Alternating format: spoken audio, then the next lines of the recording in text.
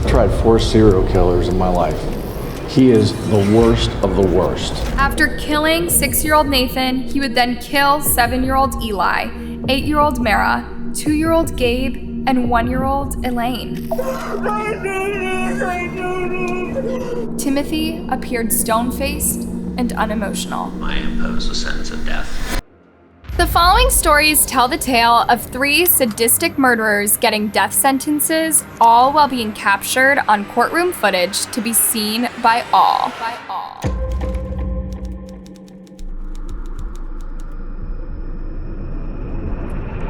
We begin tonight in Lexington County as the sentencing phase of the Timothy Ray Jones Jr. trial continues. His family members told the jury today they don't want him put to death for the murders of his 5 children. At one point, Jones Sr. removed his shirt to show a tattoo portrait he had of the 5 children done across his upper back. In an emotional moment, he also told the jury he had had his pool removed because he couldn't bear to look at it, thinking of the memories of his grandchildren swimming in it. Later in testimony, when asked if he wanted his son to be put to death, he asked the jury for mercy. This is a story that's so horrifying, it's almost unimaginable.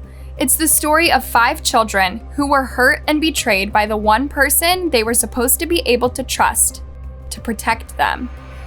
Their own father. But let's start at the beginning. This is Timothy Jones Jr. He married a woman named Amber Kaiser when he was 22, and she was just 18 years old. At first, things between them were pretty good.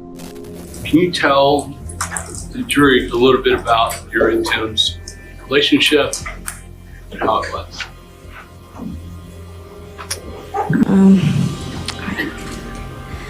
In the beginning, Tim and I had a very strong relationship. I think we found a lot in common.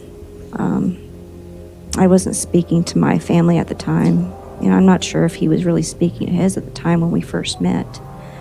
And we just kind of latched onto each other. Timothy and Amber moved into a trailer in Kentucky and had 5 children together. Their names were Nathan, Mara, Gabriel, Elias, and Elaine Marie. Despite things being good with the family initially, the relationship between Timothy and Amber would later begin to crumble. Any little thing would kind of spark an argument, and our relationship became volatile, not just on Tim's side, on mine as well. It got aggressive at times, violent. But we managed to stick through it because we had the children. Towards the end of our marriage, I think I was thinking in the best interest for my children, that it was not a good environment. It was not something that children need to be seeing. So Amber and Timothy would eventually decide to separate in May of 2012. They agreed to co-parent together. Amber would later say that she had no reason to think her children would not be safe with their father, as he had never displayed abusive characteristics in the past. I trusted my husband at the time because he gave me no reason not to with my children. He was a good father while we were married. He promised to take care of them. We co-parented pretty good towards the end. I think that's what took me back a little bit. But 2 weeks into the separation, Timothy would return to the home he once shared with the rest of his family members and found out that his wife was allegedly having an affair with a 19-year-old neighbor and would go to see him after putting the children to bed. Tim, I'm not calling to argue or anything. I just, the past 2 or 3 phone calls, you've been, really on edge. And angry, or I don't know how to explain. You saying you're coming off really frustrated or whatever, and I was just concerned about you. So Joy Lorick was the babysitter that Timothy hired to come to the house and care for the children from 7 a.m. to 7 p.m. She would later testify about the deplorable conditions that existed inside of the home. And what was the condition of the house? When you it would be like dishes, clothes everywhere, trash overflowing. Were there bugs? Oh yeah, there was a few roaches. Not only was the house dirty, but on most occasions, the children were fed very little. This must have taken such a toll on their young, growing bodies. Did you have some concerns about what the children, whether or not they were getting enough to eat? Yes. And why was that? It was like when he would like McDonald's, like it would be like only 1 to 20-piece nugget with 2 large fries, and they would have to share that. But McDonald's was actually a rare treat for these children because when they were at home, they were fed a lot less.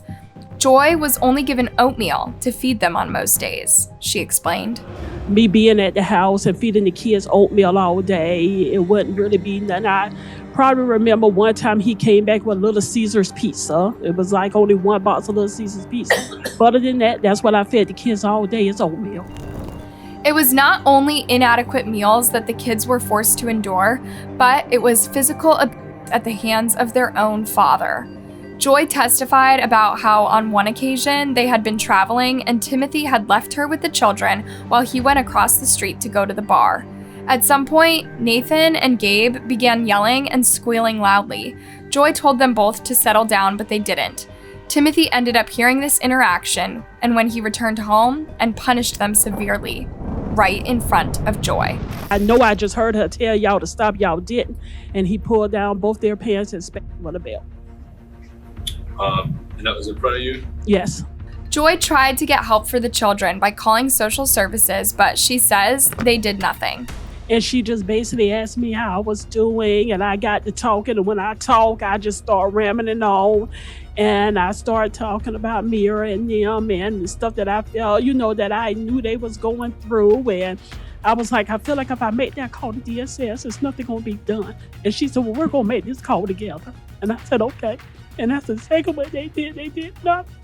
When Joy called DSS, she told them that Timothy was using a belt on his children and that they weren't being fed enough.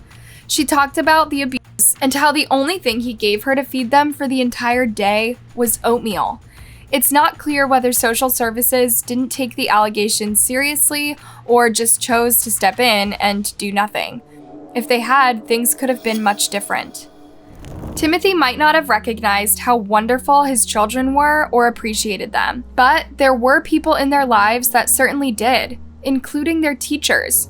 Jacqueline Morin was Eli's kindergarten teacher. When she took the stand, it was clear how much she had loved him. And I became very close to him. He would gravitate to the front of the carpet. He was smaller, so he, at the beginning of the year, was at the front of the carpet so he could see. But as the year progressed, he wanted to stay. Oftentimes when I would teach at the front, he'd be right in front of me. He was one of the kids that would want to sit with me at lunch.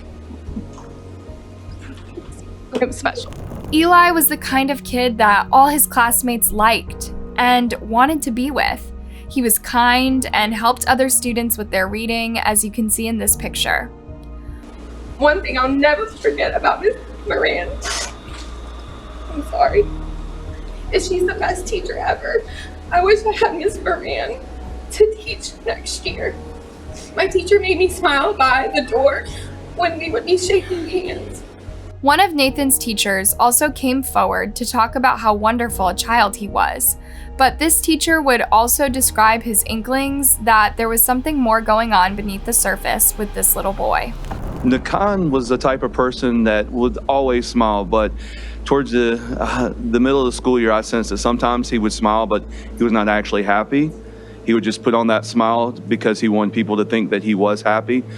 Very emotional. Sometimes, like I said, he would come in and you would just have to give him a hug. And you'd have to reassure him that there was a safe place to be. It was clear that Eli, Nathan, and the other children loved going to school, but they would not have the opportunity to complete their next year. On August 28th of 2014, Timothy picked them up from school and daycare. This would be the last day that the children would be seen alive. By September 2nd, the children were still absent at school. The following day, their mother had learned of their absence and reported them as missing. Police were able to get in contact with the neighbors of the family, who said that Timothy told them he and his children were moving out of the state. He had not said this to his children's mother, who now had no idea where her kids could be. On September 6th, Timothy was arrested at a driver's license checkpoint. Officers could smell chemicals from inside of his car. Officers also found what appeared to be bleach, blood, and possible body fluids in the car. Officers say they also got a hit on the missing persons report filed earlier. At this point, things are not looking good for the children. Police interrogate him, and he offers an explanation for what he says happened to Nathan. He said he was very angry with the child for messing with the outlets in the home. I was contacted on Sunday, September 7th. We were going to drive out to Mississippi and attempt to interview Timothy Jones. All right, can you walk us through what happened? I questioned the town about 4 outlets that he blew. After a series of not getting any favorable responses out of him, I tried to use more harsh measures to just try to get out of him what was going on because I didn't know what he was doing. Tim would then tell the police that he proceeded to force his young son to go through rigorous exercise for an extended period of time and cracked him with a belt on the backside. After forcing his son through this horrific abuse, he says he then told him to go to bed. And then you find out what? I come back and find out that he's deceased. And when I find out he's deceased, then the shit hits the fan. Instead of calling for help in case Nathan could have been revived, Timothy decided that the best course of action would be to wipe out his remaining children.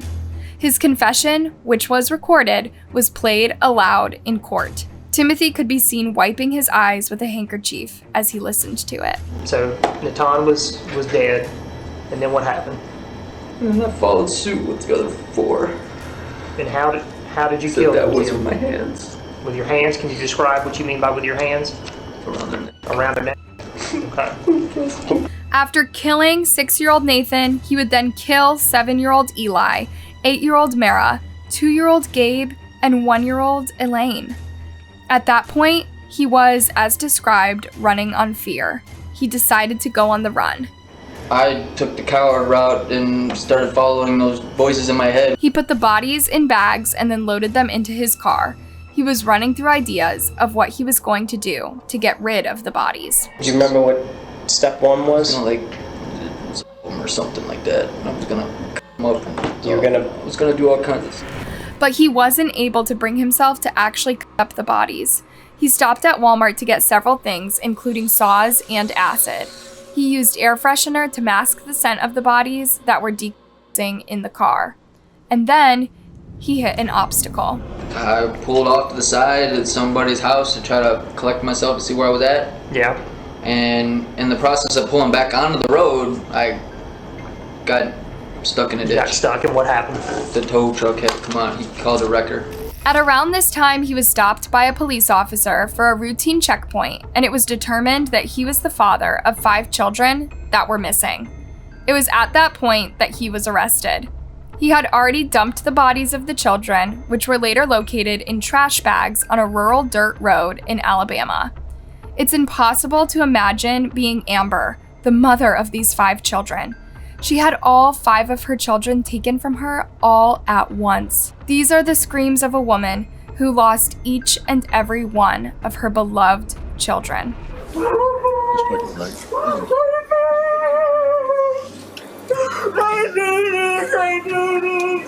While people in the courtroom could be seen wiping their eyes and the sounds of her anguished cries, Timothy appeared stone-faced and unemotional.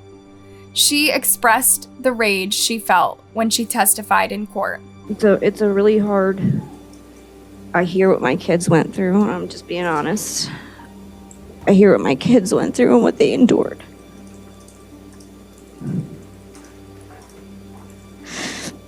Sorry. And as a mother, if I could personally rip his face off, I would. That's the mom in me. That's the mama bear in me, wanting to just make him feel everything they felt. Despite the rage she felt, she didn't want any more death to occur, even the death of the person that did this to her children. I can't bring myself to want anybody to die. That's something that I say because I have to be okay with what I say on this stand. This is something I have to live with. Amber went on to say that despite the terrible things he did to her children, those children still loved their father, and they wouldn't want him to die. She felt she needed to speak on behalf of them and not on behalf of herself. And I don't say it lightly. He did not show my children mercy by any means. But my kids loved him. And if I'm speaking on behalf of my kids and not myself, that's what I would have to say. I'm not here for me.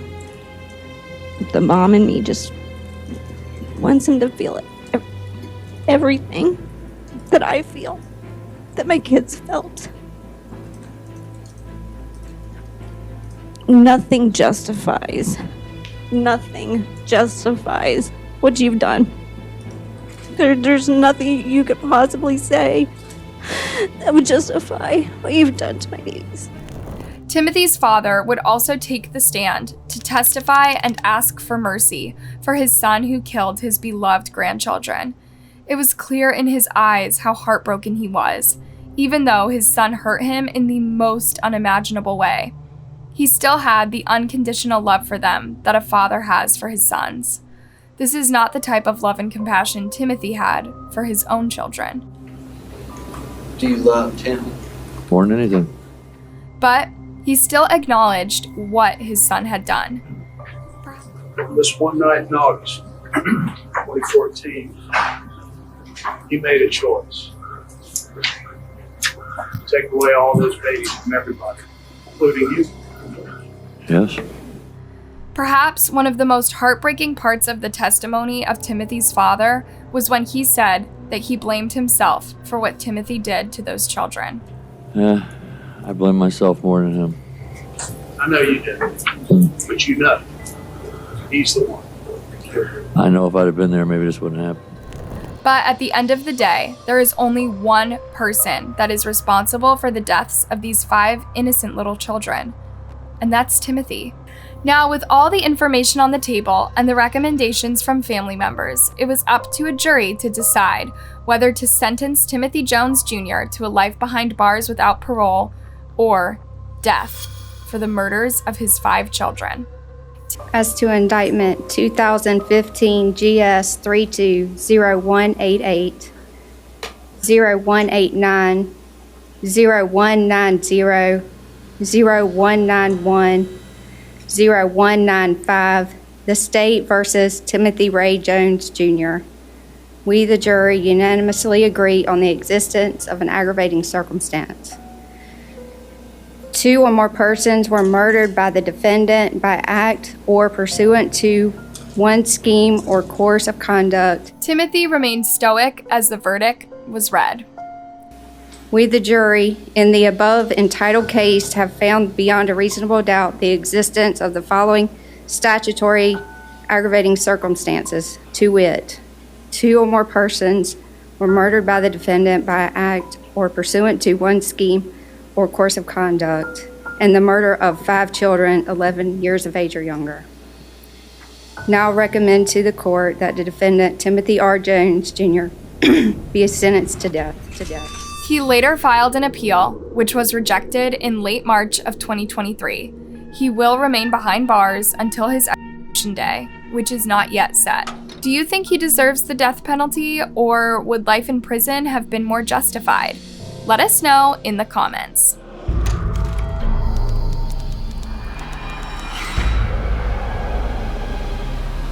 New at 6 o'clock, exactly 1 week ago, Tiffany Moss was found guilty of killing her stepdaughter. And tonight, we are hearing emotional reaction from the child's grandmother. Certainly are. She fought, but she failed to gain custody of 10-year-old Imani Moss.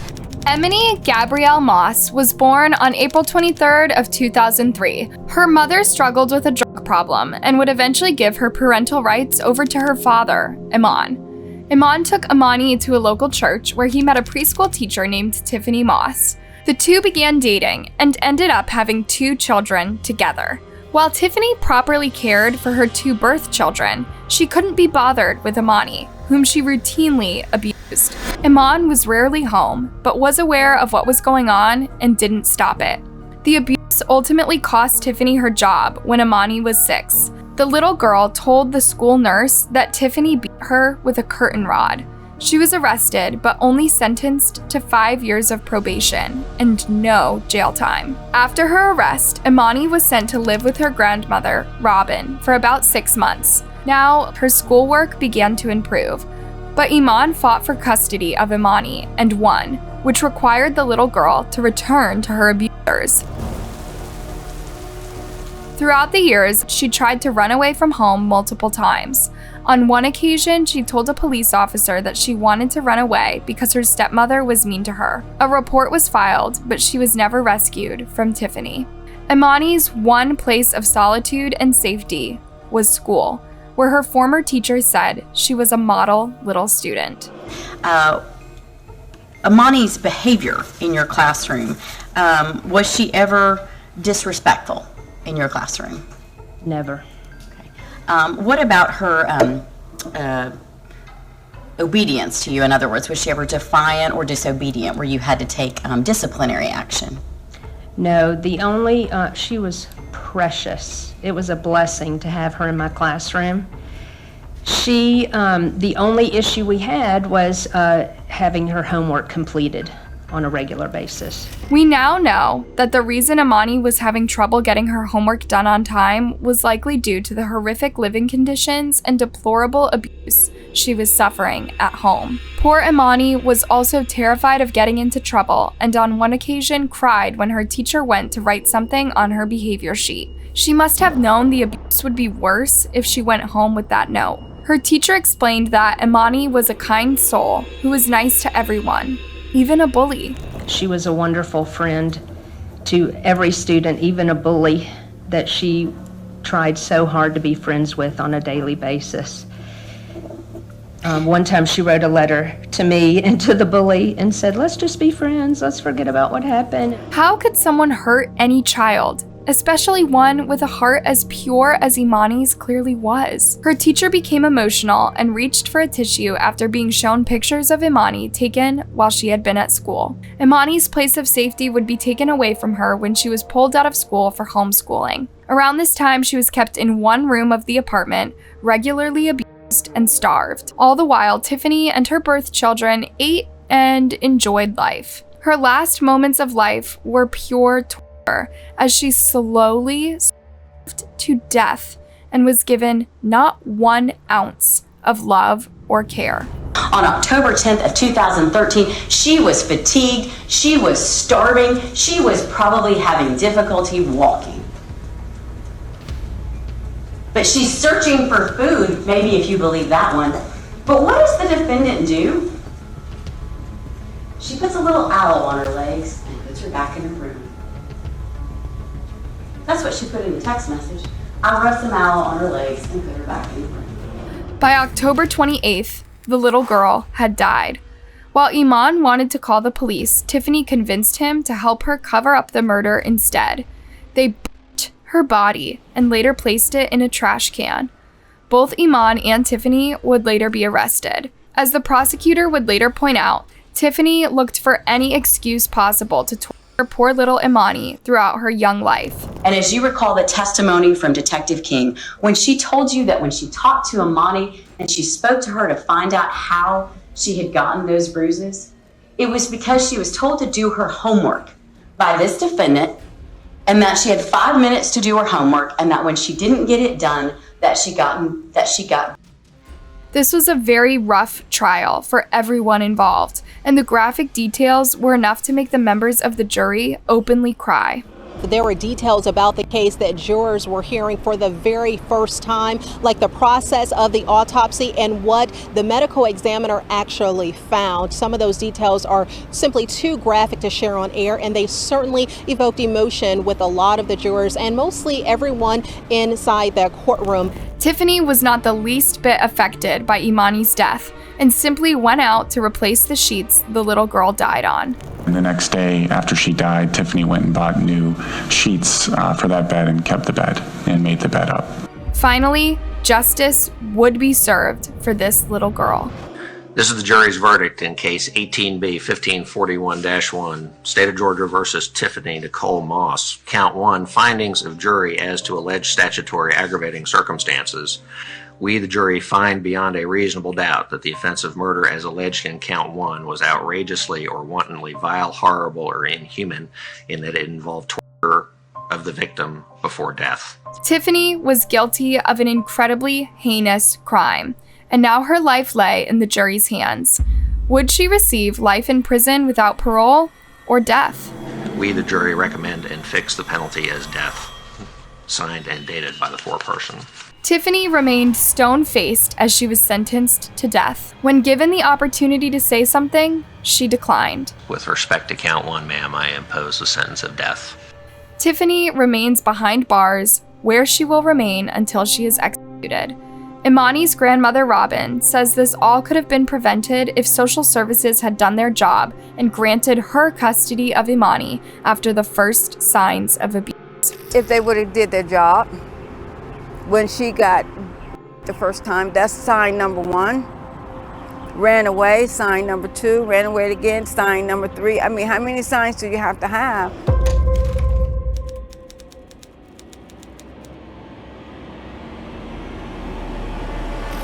Serial killer Anthony Kirkland now officially sentenced to die. The judge agreed with the jury's recommendation. Today, the victims' families had their chance to speak with the man who murdered their loved ones. It's a young child we're talking about here. You want to play like games? I'm not playing no game with you, man.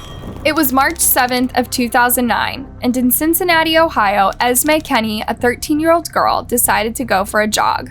Unfortunately, she would never come home. She was declared a missing person, and the police decided to search the nearby forest. It was there that they discovered this man, Anthony Kirkland, sitting by a tree. Due to the suspicious circumstances, he was taken in for questioning. Are you aware that there was a child reported missing? Did any officer talk to you about that? When they brought me down here. Anthony denied seeing Esme in the woods, but when they searched him, they found knives and Esme's iPod and watch. Now confronted with this information, he eventually admitted that he did see her that day. She accidentally ran into him. She was about to. She offered me a watch. Okay, and then what happened? I saw my son's mother. What did you do then?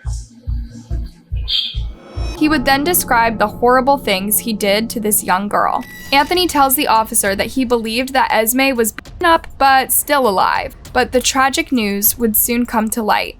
Esme had been found and she was dead. She was nude, except for tennis shoes on her feet. Esme's clothes had been twisted and used to strangle her. Why did Anthony feel the need to hurt this young girl who had done nothing more than accidentally bump into him? What made you kill her? Hearing, I'm sorry. I just told her she was just like all the women that could destroy my life. Police began to wonder if Anthony could have other victims. They were especially interested about whether he could have been connected to the murder of 14-year-old Cassania Crawford and 45-year-old Mary Jo Newton, who both died in the spring of 2006. He would explain that he dated Mary Jo, but that they got in an argument involving money and it became physical. And she told me that that would probably be a good thing. And what of young Cassania, whose body has been found in the woods? Anthony said that they randomly met by a high school. He explained what he did to this poor girl. She made me.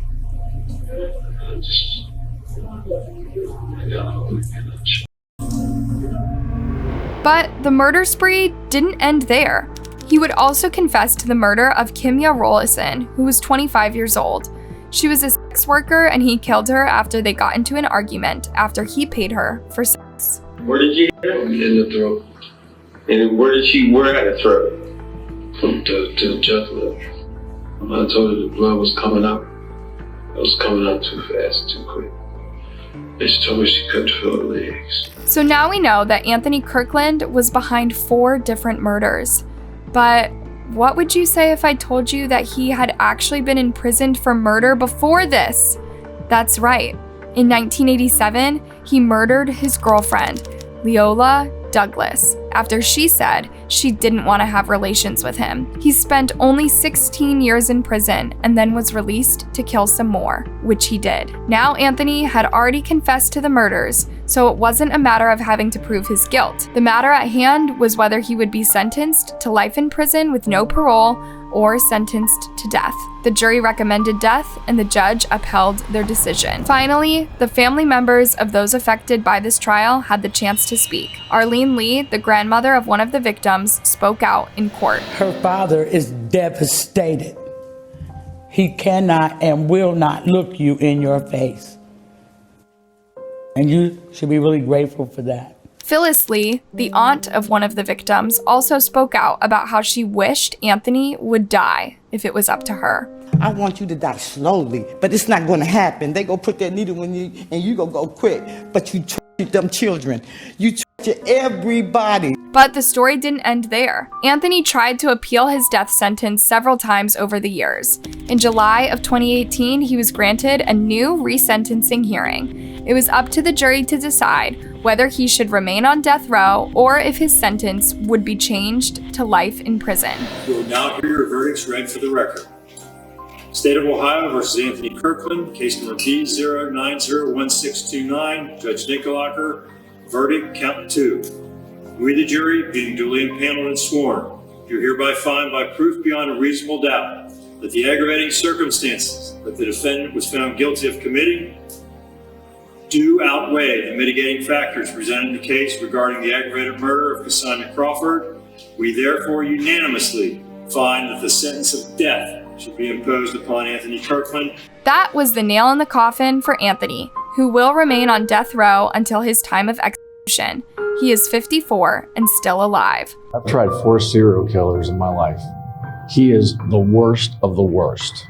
And he cannot be killed by the state of Ohio soon enough for me. So there we have it. 3 stories of horrific murderers getting death sentences while the world watched on. May all of their victims rest in peace.